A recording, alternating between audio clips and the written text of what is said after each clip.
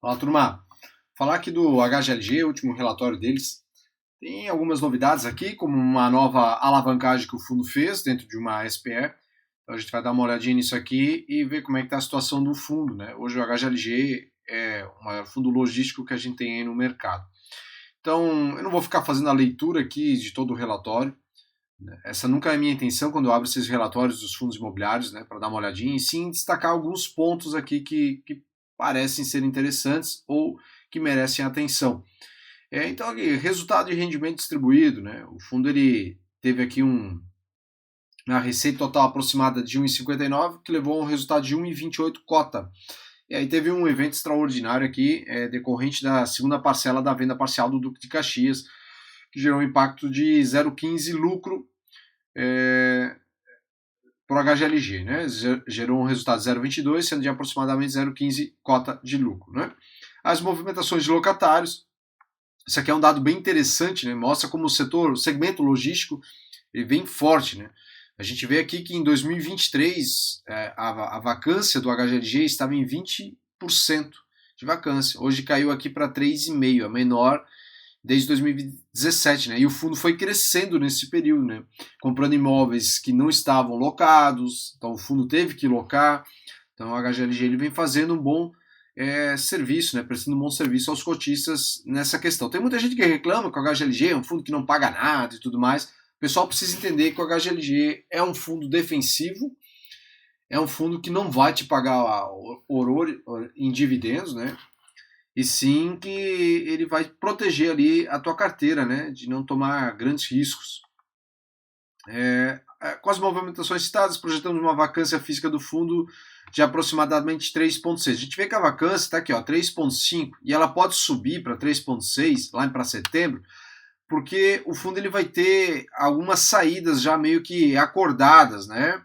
Então tem duas empresas aqui que já informaram que pretendem sair até setembro. Uma vai sair agora em junho e a outra sai em novembro. Então a vacância pode subir um pouquinho, mas percebe que como o fundo é grande, né, mesmo que saiam duas empresas, tu não percebe muito a renda, né? Tu não percebe a renda caindo. Tu vai ver que a renda fica 1,10. Esse é um outro ponto que eu já vou falar sobre isso também, né? O pessoal reclama de 1,10, o HGLG ele não sobe a renda, continua 1,10. Não é assim, né? O HGLG, já falei em outros vídeos, pagava 0,80, 0,85, 0,90 e hoje está pagando 0,4, 0,5 de renda recorrente, muito próximo do 1,10, né? Então tem que entender o que é recorrente do que não é, né? É a mesma coisa o TRXF, né? Falando aqui do TRXF. Paga 0,93 há um tempinho. Só que 0,93 não é recorrente, longe disso. E aí o pessoal, uma hora o TRXF, se quiser diminuir aquela alavancagem, ele vai ter que reduzir o dividendo. Vai reduzir, automático, vai acontecer. E aí, tem que ir observando nesses anos que estão passando, se o recorrente do TRXF, com todas as negociações que ele está fazendo, está subindo ou não. Porque o pessoal hoje fica muito feliz, está recebendo 0,93, quase 1% em tijolo e tal. Mas e aí, tá o recorrente do fundo, com essas operações que o TRXF faz, de alavancagem, sempre alavancagem, o recorrente vem melhorando? Porque se não vier melhorando, lá na frente, quando o TRXF disser, a gente tem que dar uma reduzida nessa alavancagem aqui, já não tem mais muito para onde crescer, aí o pessoal vai sentir, né? Principalmente os cotistas, né? Vão sentir ali que, pô, caiu de 0,93 para 0,72. Aí o 0,72 é recorrente há quanto tempo? Aí vai ver, é recorrente há 4 anos já. Um exemplo só, né? Então tem que prestar atenção. O HGLG, o recorrente, ele foi subindo ao longo dos anos, né? Aqui tem uma questão, né, que eu falei no último relatório, principalmente lá para o grupo fechado, expliquei com mais detalhes, é lá que eu aprofundo o tema, mas tem a questão do desenvolvimento, que o fundo ele tem o Galpão G100 no ativo Simões Filhos, segue avançado e com bom ritmo, com mais de 70% da obra realizada. Então eles fizeram uma nova alavancagem para justamente poder continuar com as obras lá, e com outras obrigações que o fundo tem. A gente vê que a alavancagem do fundo é de 11,7 e passa para 13,5 se considerarmos o volume da dívida contraída via uma SPE aqui, né? Aqui eles falam daí a respeito dessa dívida. Nesse mês a SPE que está realizando o desenvolvimento do Simões Filho, onde o HGLG ele é sócio majoritário dentro dessa SPE, né? Ele realizou uma operação de alavancagem financeira. Se a gente olhar aqui, não vou ficar lendo isso tudo aqui, né? Apenas alguns pontos, a gente vê o seguinte, né? A operação possui um volume de 120 milhões, com taxa all-in de IPCA mais 4,5 e carência aqui de amortização de 12 meses. Então a gente vê que essa taxa all-in aqui é uma taxa onde está tudo embutido, seja um seguro, seja taxas, custos, está tudo embutido aqui, né? Então nós temos um IPCA 4,5, com uma carência ainda que o fundo conseguiu da amortização de 12 meses. E aí vem um ponto aqui, né? Aqui temos carência de amortização de 12 meses, e aqui, risco de pagamento. Nesse caso, o fundo possui um contrato atípico de locação contratado com o Mercado Livre que iniciará o pagamento dos aluguéis antes do fim da carência da operação. Que eu imagino que seja essa carência aqui. Ok, o Mercado Livre vai começar a pagar o aluguel lá dentro e tudo mais. Só que assim, para pagar a amortização, aqui só fala carência de amortização. Amortização, que eu entendo, é o principal. E não os juros. Então isso aqui não faz muito sentido, né? Risco de pagamento. Porque o que o Mercado Livre vai fazer? Ele vai pagar o aluguel, certo? Só que o que sai daqui, do aluguel daqui, é para pagamento de juros disso aqui, né? Não é para pagamento de amortização. Para pagar uma amortização, o fundo tem que ter caixa. Mas enfim, né? Vi aqui como um bom empréstimo, né? Que o fundo conseguiu uma taxa interessante. E aí ele traz aqui do ponto de vista de mercado, né? Para fins comparativos, a taxa, o título público NTNB de vencimento 35 e 45 com juros semestrais encontra uma taxa de juros de 7,22 e 7,11. Então a gente vê assim que foi interessante, né? O que o fundo ele buscou aqui com essa nova alavancagem aqui, né? Aqui a questão da performance, né? O pessoal, esses dias me perguntaram lá no Instagram, é verdade que o HGLG ele não bate o IPCA, né? Gente, tá aqui no gráfico, né? Apesar de que o fundo não traz o IPCA aqui, o CDI, mas sim o CDI com o IFIX, pô, você tá batendo o CDI aqui, tá batendo o IPCA muito provavelmente também, né? Mas tá cheio de site aí também que mostra isso aí, né? Basta botar o HGLG, buscar o máximo deles lá e ver o retorno que o fundo teve, né? Vamos lá, né? Aqui que é um outro ponto de atenção, as despesas financeiras versus a receita de locação. Se eu olhar só a receita de locação, que são os imóveis, nós temos despesas por pagamento de juros aqui de quase 16%. Se eu olhar a receita total, aí cai para 11 alguma coisinha e fica dentro de um ok, né? Apenas por receita de locação, chama atenção indo para 16%. Claro que eu tenho que olhar a receita total do fundo, né? Mas essas receitas extraordinárias, como já diz, é extraordinário, isso aqui não vem todo mês. E a receita mobiliária é a mesma coisa, né? Pode mudar.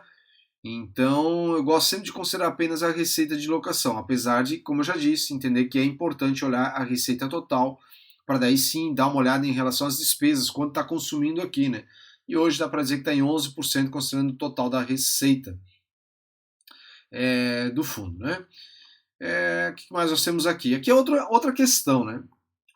O fundo ele tem um passivo de aproximadamente 752 milhões referente à aquisição de imóveis, sendo 20% nos próximos 6 meses, excedente no longo prazo.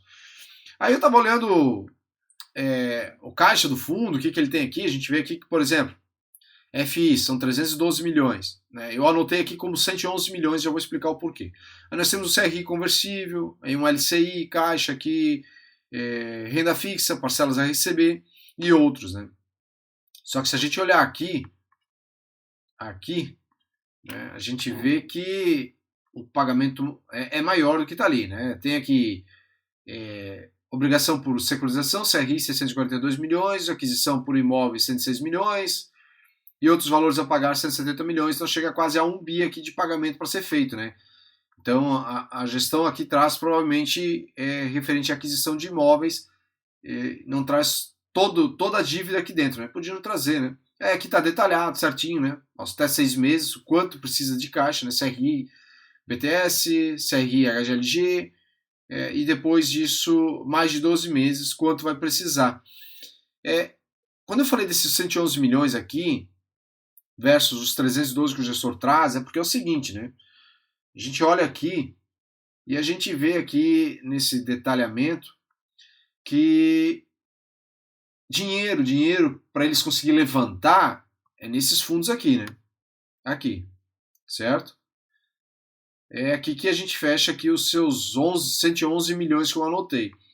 Porque o HGLG Goiânia é um fundo, um imóvel, um complexo de galpões logísticos que o fundo ele não vai vender, porque isso aqui está dentro da estrutura do HGLG. Isso aqui sim ele consegue vender, tudo bem, mas isso aqui não, né? Porque o HGLG Goiânia é isso aqui, certo? Adquirido em 24, possui acesso direto, município de Goiás, papapá, é um complexo logístico que possui 9 galpões, a não ser que ele vai vender, né, algum galpão aqui dentro, desmembra ali, deve ser cada galpão separado, dentro desse complexo ele vende, né? Temos uma área total de 78 mil metros quadrados, classificação AA. Então, a não ser que o HGLG faça isso.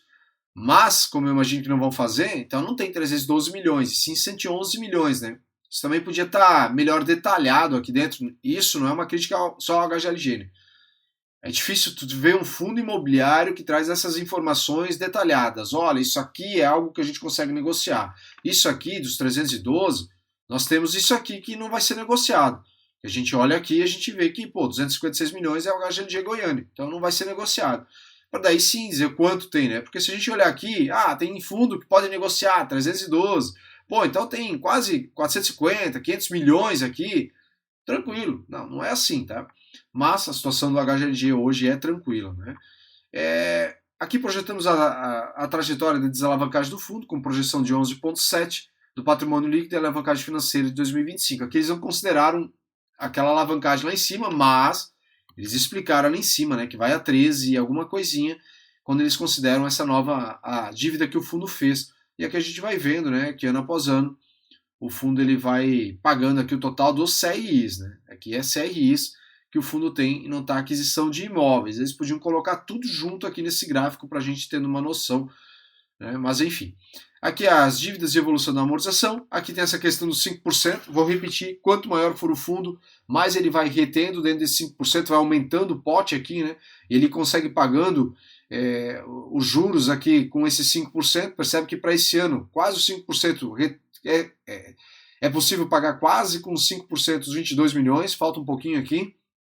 Então percebe que ele precisa usar menos do caixa, ao invés de tirar 22 milhões do caixa, com 5%, ele consegue pagar uma boa parte, tira um pouquinho menos, a mesma coisa vai para o ano que vem, né? Tira um pouquinho aqui, considerando a receita total que ele tem hoje, né? E tudo mais.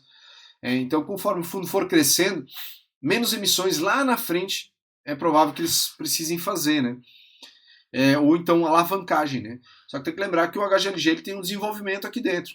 Então, parte desse caixa, muitas vezes, também precisa ser usado para esse desenvolvimento aqui embaixo, né? Esse desenvolvimento aqui, que tem um valor estimado de 265 milhões. Já fui contra esse desenvolvimento, né, dos imóveis, mas quando a gente pega um HGLG grande, um fundo logístico que tem um foco ali de locação, mas ele desenvolve um negocinho aqui, um negocinho ali, isso aqui pode gerar um bom valor ali na frente para o cotista e para o fundo, claro, se eles resolverem se desfazer, né, desse desenvolvimento.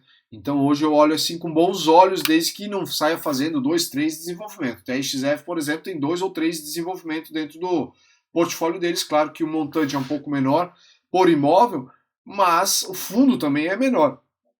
Então acho que também não tem que sair desenvolvendo tanto, né? E aqui para fechar, a gente vê aqui essa questão do upside da receita imobiliária por cota, né? Receita recorrente de locação 1,04. Aí temos o total de vacância hoje, que é bem pequena, em 0,07.